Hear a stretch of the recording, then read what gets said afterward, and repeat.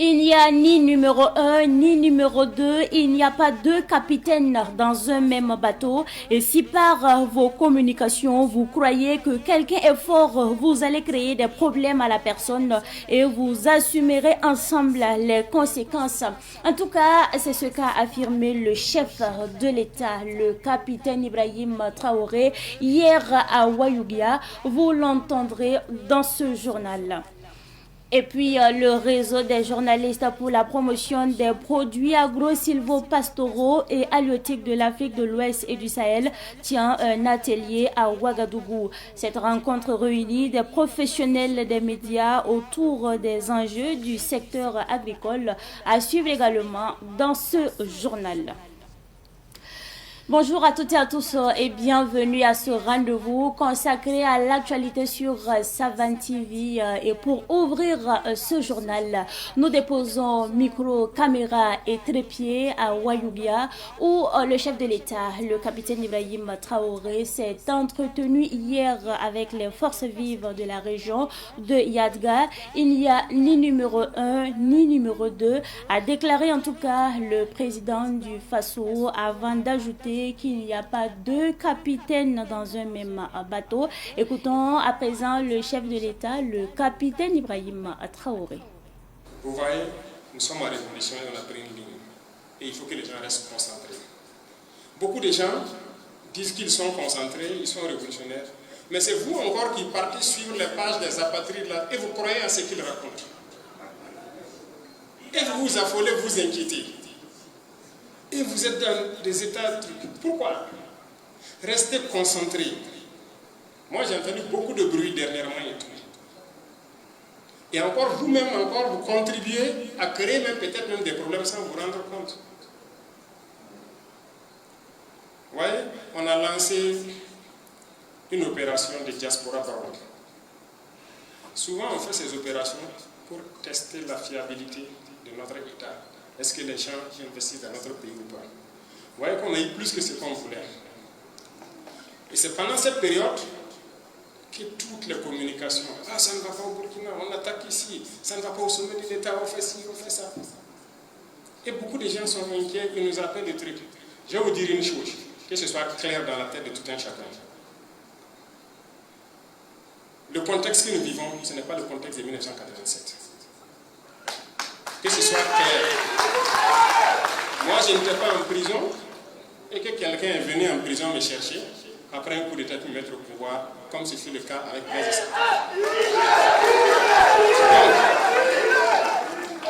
C'est carrément différent.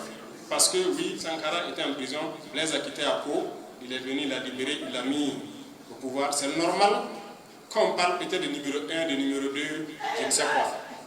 Ce n'est pas notre contexte. Moi, quand j'ai quitté avec mes hommes, j'étais en tête. Il n'y avait pas un seul soldat devant moi. Donc, ce n'est pas la même chose. Ce n'est pas que je suis venu à Ouagadougou, aller m'asseoir, me cacher dans une villa et puis dire aux gars, allez-y faire. Et puis le soir, je me bombe la poitrine devant la RTB. Ce n'est pas comme ça. Quand la 14-5 a tourné, j'étais à moins de 100 mètres et j'étais la première victime. Donc, évitez de faire l'amalgame. Il n'y a ni numéro 1, ni numéro 2, ou numéro combien. Il n'y a pas de numéro. Il n'y a pas deux capitaines dans un bateau. C'est clair, c'est net. Si maintenant, par vos communications, vous croyez que quelqu'un est fort, vous allez créer des problèmes à la personne. Et vous assumerez ensemble les conséquences de vos problèmes. Que ce soit clair. Et l'autre chose, c'est quoi? Tous ceux qui travaillent avec moi connaissent ma ligne de conduite. J'ai une mission. Et eux tous suivent la mission. C'est pour ça qu'on est là. Et si quelqu'un merde, je vais te mater sans état d'âme. Il n'y a pas à dire que oui, alors lui c'est... Il n'y a pas d'homme fort. Hein.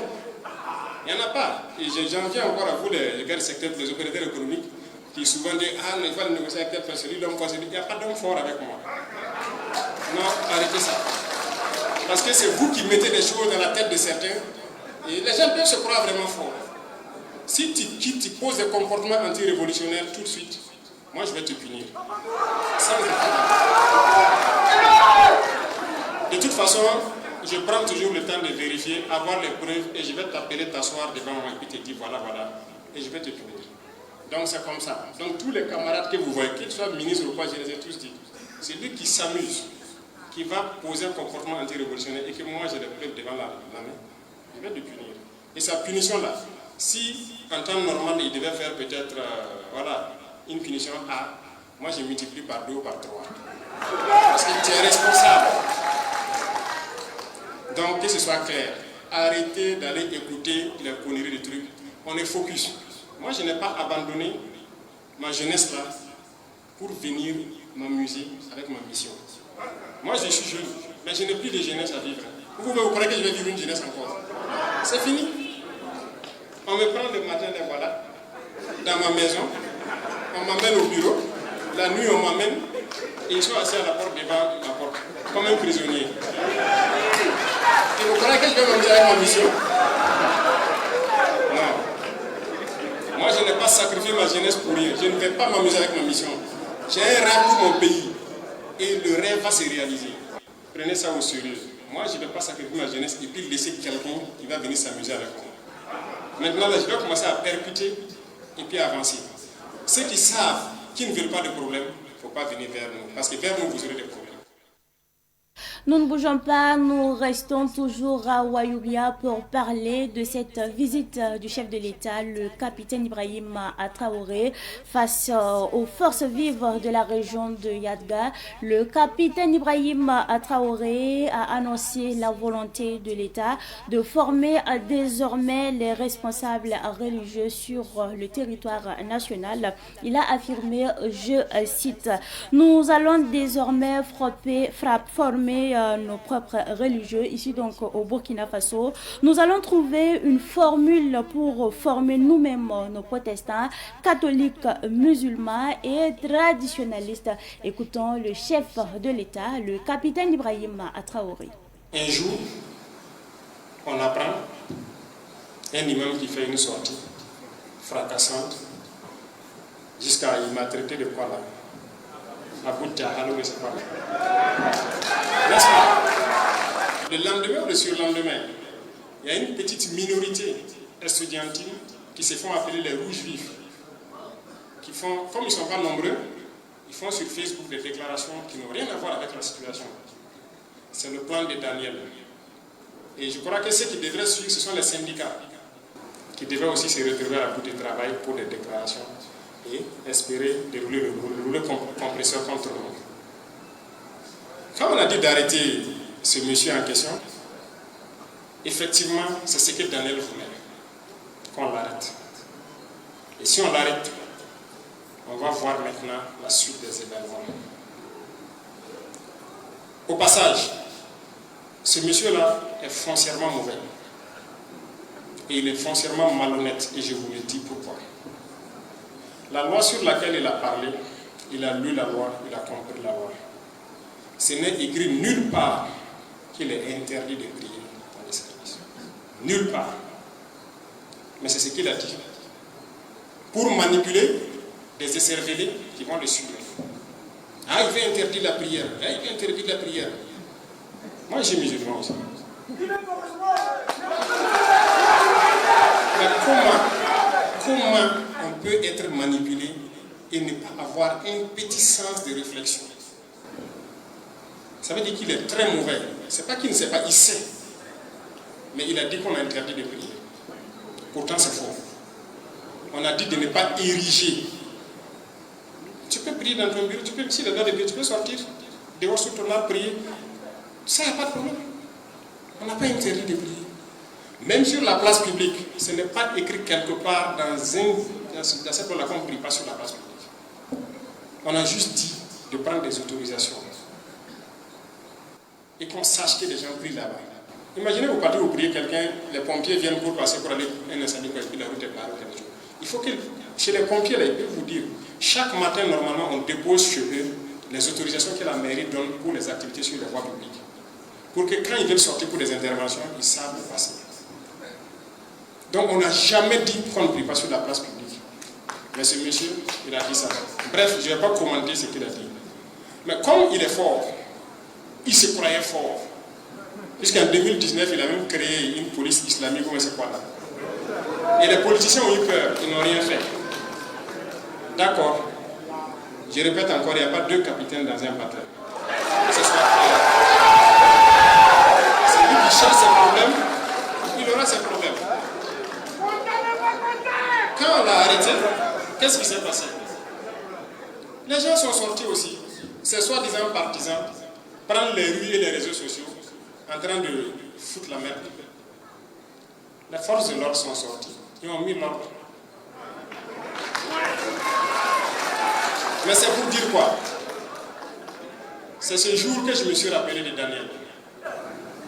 Et j'ai dit, ce monsieur, il faut que je reparte et remémorer tout ce qu'on a discuté. Est-ce qu'on est vraiment maudit ou pas? À son temps, j'ai vu des gens qui ont fait des publications, qui ont parlé. La religion au-dessus du pays, quoi. Tu quittes le pays, tu pars là où tu penses qu'on va te recevoir parce que tu es musulman. C'est aussi simple. Mais c'est quelle bêtise. Partout où vous partez dans ce monde, on demande d'abord ton passeport et de quelle nationalité. C'est ça qui te permet d'entrer quelque part. Si quelqu'un pense que la religion peut lui permettre d'arriver quelque part, il n'a qu'à partir. Non, là. Et il faut que nous, les musulmans, on fasse attention. Il faut être modéré. Et ça, je salue parce que c'est uniquement une minorité en fait extrémiste qui est dans ce contexte. La majorité là. D'ailleurs, même les bons imams qu'on entend prêcher le truc là, nous-mêmes on va maintenant les encourager. C'est eux qui vont former les gens à l'islam. Mais les radicaux là, on ne va pas s'entendre. Si tu es radicaliste et tu penses que ton pays là est en deçà de toi, de ta religion, tu sors, tu pars où tu veux. Est-ce qu'on est maudit ou pas? C'est la question que je veux qu'on se pose aujourd'hui. Nous parlons d'autre chose à présent. Les chefs de la police de la Confédération des États du Sahel en conclave à Ouagadougou. La rencontre des experts de police de l'AES vise à renforcer la libre circulation des personnes et des biens et aussi lutter contre l'insécurité au sein de la Confédération. Elle est la deuxième rencontre après celle de Bamako tenue en 2025. L'ouverture des échanges des chefs de police a eu lieu hier matin à Azalaï Hôtel en présence des directeurs généraux de police du Mali, du Niger et du Burkina Faso. Retour justement sur cette rencontre avec notre reporter Yacouba Kemtouré.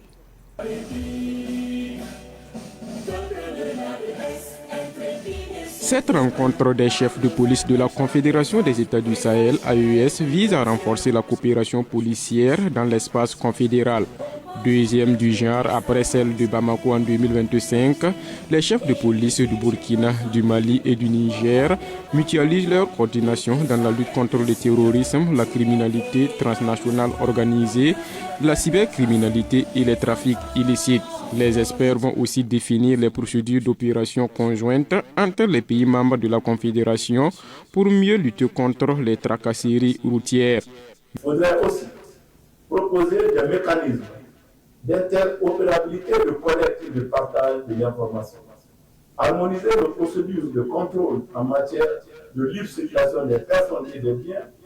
Uniformiser les dispositifs, les procédures et les mécanismes de contrôle routier au sein des AIS afin de dégager une approche opérationnelle basée sur la libre circulation des personnes et des biens d'une part et la lutte contre la tracasserie et la perception des taxes indues au niveau de nos frontières et axes routiers. Définir des procédures d'opération conjointe de lutte contre les groupes criminels. Enfin, adapter nos ripostes sécuritaires à l'évolution technologique marquée par l'intrusion négative de l'intelligence artificielle.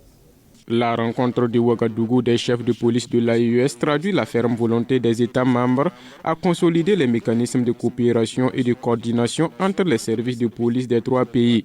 Les experts doivent harmoniser les dispositifs de contrôle routier dans l'espace AES afin de faciliter la libre circulation des personnes et des biens. Il est important que nous puissions donc assurer la sécurité sur les axes qui réunissent nos différents pays, et aussi de travailler en sorte à ce que le trafic soit fluidifié, parce qu'il faut qu'il y ait une bonne sécurité, une bonne circulation des personnes et des marchandises. Donc nous allons échanger pour trouver les voies et moyens afin de faire en sorte que le trafic routier soit assaini de toute forme de criminalité et soit assaini aussi en ce qui concerne toutes sortes de mauvaises pratiques, afin que nous puissions effectivement assurer la circulation, la sécurité des personnes et des biens au sein de l'espace. Les travaux des experts de police de l'AES doivent dégager des résolutions et des recommandations destinées à renforcer la coopération policière au sein de la Confédération des États du Sahel. Le ministre en charge de la Justice, en collaboration avec le ministre en charge de la Communication, a présenté ce mardi 3 rapports majeurs consacrés au Burkina Faso. Il s'agit du rapport national 2023-2025 sur la situation des droits humains, ainsi que des rapports 2015-2023 et 2024. À peine la présentation des 3 rapports achevés, le ministre de la Justice et des Droits humains a convié les professionnels des médias à joindre l'utile à l'agréable. Direction un site de formation où des policiers suivent une session donc consacrée à la prise en compte des droits humains dans la lutte contre le terrorisme. C'est un reportage signé Sidiki Kabri. Cette visite de terrain avait pour objectif de permettre aux journalistes de constater les actions concrètes menées par les autorités burkinabées en matière de renforcement des capacités des forces de sécurité. Au-delà des chiffres et des analyses contenues dans les rapports, le gouvernement a voulu mettre en lumière les initiatives engagées pour promouvoir le respect des droits humains au sein des forces appelées à intervenir dans les opérations de sécurisation du territoire national. Il est nécessaire que la capacité des éléments qui sont engagés sur le terrain soit renforcée en matière de droits humains, de droit international humanitaire. D'où la formation à l'égard des unités combattantes de la police nationale pour mieux les outiller, pour savoir dans telle situation quel est le comportement que l'on peut avoir pour être efficace. Comme vous le savez, l'ennemi terroriste, dans sa perfidie, compte sur nos erreurs pour légitimer ces actes ignobles qu'ils commettent à l'égard de nos populations. Donc il est nécessaire que nous raffermons davantage les capacités de nos unités opérationnelles pour qu'elles puissent savoir dans telle situation quel est le comportement qui convient, quel est le comportement qui peut être le plus efficace et quel est l'équilibre qu'on peut trouver entre la réponse militaire qui est nécessaire pour lutter, sinon indispensable pour lutter contre le terrorisme, quel est l'équilibre qu'on peut trouver entre cette réponse militaire et la nécessité également et l'utilité de préserver la protection des droits humains. Les policiers bénéficient d'une formation axée sur les principes des droits humains, le droit international humanitaire et les bonnes pratiques à observer dans la conduite des opérations de lutte contre le terrorisme. Les échanges portent notamment sur la protection des populations civiles, le respect de la dignité humaine, ainsi que des règles d'engagement conformes aux normes nationales et internationales, ce qui réjouit le représentant du directeur général de la police nationale. Le commandement constitue une opportunité pour rappeler nos hommes qui sont aujourd'hui les forces combattantes sur le terrain et ce que les bénéfices de la formation et disons les bénéfices du respect de ces droits humains sur le terrain. Il faut se dire également que nous avons diverses unités qui sont déployées un peu partout et lorsque ces unités sont sur le terrain, elles sont confrontées à beaucoup de défis. Et cette formation est une occasion pour les formateurs de revenir sur tout ce qu'il y a comme généralité sur les droits humains dans leur mission au quotidien. Et également, c'est une occasion pour eux aussi de poser quelques questions pour pouvoir être situés sur leur comportement en matière de respect et de promotion des droits humains. Cette immersion a ainsi permis aux médias d'observer concrètement l'un des mécanismes mis en œuvre pour traduire en action les engagements présentés dans les rapports sur les droits humains au Burkina Faso. L'actualité de ce jour est également marquée par le réseau des journalistes pour la promotion des produits agro-sylvo-pastoraux et halieutiques de l'Afrique de l'Ouest et du Sahel qui tient un atelier à Ouagadougou. Notons que cette rencontre réunit des professionnels des médias autour des enjeux du secteur agricole avec pour objectif de renforcer leur capacité en matière de traitement de l'information agricole. Retour sur l'ouverture de l'atelier avec nos reporters Madinatou Ouedraougo et Salif Sanwidi. Des journalistes de 17 pays d'Afrique de l'Ouest et du Sahel spécialisés dans les questions d'agriculture, de pêche, d'élevage et d'agroforesterie s'engagent à faire de l'information agricole un véritable levier de développement afin d'améliorer les rendements et de contribuer à l'épanouissement des producteurs agricoles. Pour le président du réseau des journalistes pour la promotion des produits agro-sylvo-pastoraux et halieutiques de l'Afrique de l'Ouest et du Sahel, les médias ont un rôle essentiel à jouer dans la valorisation du secteur agricole et la diffusion des bonnes pratiques. D'abord, l'objectif, c'est de pouvoir cerner les problèmes des producteurs agricoles en termes de communication. Vu le thème de l'atelier, les médias de l'Afrique de l'Ouest et du Sahel au service des producteurs agricoles pour un développement durable. Donc nous sommes dans cette dynamique depuis un moment avec les producteurs agricoles, notamment le réseau des organisations paysannes des producteurs agricoles de l'Afrique de l'Ouest et du Sahel. Bamoy Keïta, représentant de l'Office du Niger, partenaire de cette rencontre, affirme que son institution entend accompagner cette initiative afin de renforcer et pérenniser le partenariat. Les médias sont extrêmement importants pour accompagner la diffusion de cette information, pour que les producteurs s'approprient un peu de tout ce que nous sommes en train de développer comme innovation. Et c'est d'ailleurs dans ce sens que nous voulons nouer un partenariat fécond avec le réseau des journalistes pour la promotion des produits agro-sylvo-pastoraux et halieutiques en Afrique de l'Ouest et au Sahel. Pour le représentant du parrain, Antoine Souli, cette initiative est pertinente. L'atelier, déjà, quand on voit l'engouement qu'il y a à l'ouverture, on se dit que c'est quelque chose de très sérieux parce que entendre les intervenants, je crois qu'il y a seulement une année que l'association est née et aujourd'hui il y a déjà plusieurs pays.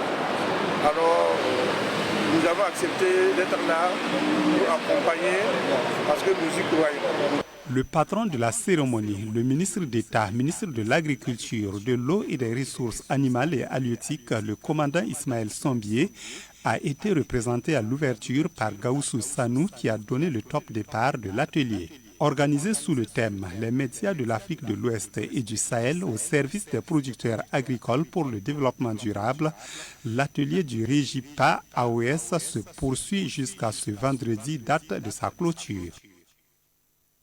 Eh bien, religion, on en parle également dans l'actualité de ce 17 juillet 2026 et nous parlons justement de la congrégation des Sœurs de l'Immaculée Conception de Ouagadougou, en abrégé SICO, qui a organisé une cérémonie marquée donc par les vœux perpétuels de 17 religieuses et le renouvellement des vœux de plusieurs autres sœurs.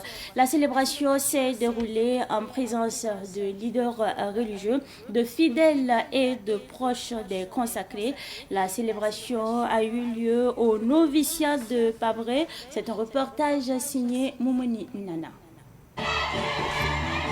Au cours de la cérémonie, les 17 sœurs ont prononcé leur vœu de chasteté, de pauvreté et d'obéissance. En se confiant à Marie Immaculée, elles se sont engagées à vivre la vie communautaire et à accomplir leur mission apostolique conformément aux constitutions de la congrégation.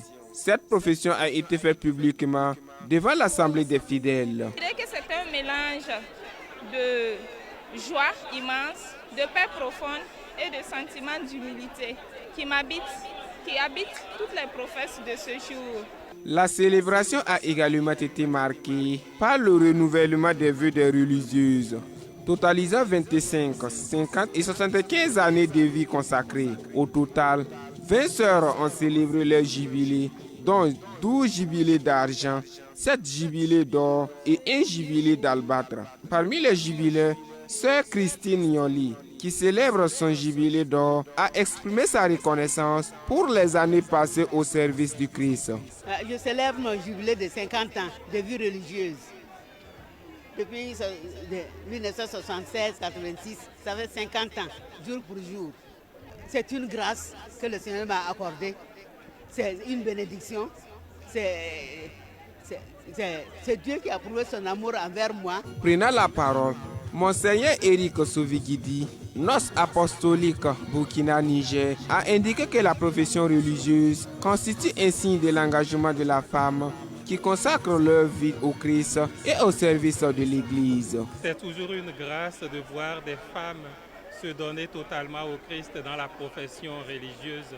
Nous remercions ceux qui ont semé cette grâce dans l'Église Famille de Dieu au Burkina, Monseigneur Joanny Thévenoud en particulier, et toutes les personnes qui ont arrosé cette grâce au long des années.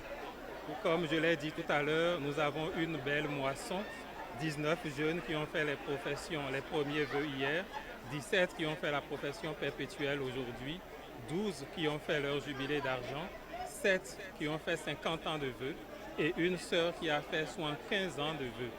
La supérieure générale de la congrégation des Sœurs de l'Immaculée Conception de Ouagadougou a pour sa part salué la tenue de cette célébration, affirmant qu'elle est une occasion de rendre grâce à Dieu pour le renouvellement des professions temporaires et pour la fidélité des religieux qui renouvellent leurs engagements. C'est une grande action de grâce au Seigneur pour sa miséricorde et son amour pour notre famille religieuse des Sœurs de l'Immaculée Conception de Ouagadougou. Car il nous a donné beaucoup de joie de célébrer la profession temporaire de 19 sœurs hier, le 15, 17 aujourd'hui pour les vœux perpétuels et 20 sœurs pour les jubilés. Donc pour nous, c'est une grande action de grâce au Seigneur qui nous choisit malgré nos limites. C'était l'occasion pour le nonce apostolique, Monseigneur Eric Sovigidi, d'appeler les nouvelles sœurs à la persévérance dans la profession religieuse. Après ces sacres au Burkina, Mousso Oscar et au Puganda Ougodor 2026 à Gabon, Congo, deux Actuli tradipraticiennes est motivée à poursuivre ses engagements sociaux. Elle entend en tout cas redoubler d'efforts dans ses missions. À Gabon, Congo, deux Actuli a décliné ses ambitions au cours d'une conférence de presse où elle a présenté ses différents trophées. C'était samedi en présence de notre reporter Fatih Sankara. Après un tour d'horizon sur ses 10 ans de carrière dans la médecine traditionnelle, Adja Bonkongo a présenté ses différentes distinctions et ses trophées à ses convives et à la presse. Elle a à son actif une vingtaine de trophées de mérite et de reconnaissance. Ces trophées sont le fruit de ses efforts consentis dans les soins traditionnels et dans les œuvres sociales. Ces prix sont aussi une source de motivation à poursuivre ses activités et ses soutiens. Ça me représente beaucoup de choses, ça me réconforte et ça me donne la force de vraiment continuer à soigner les gens.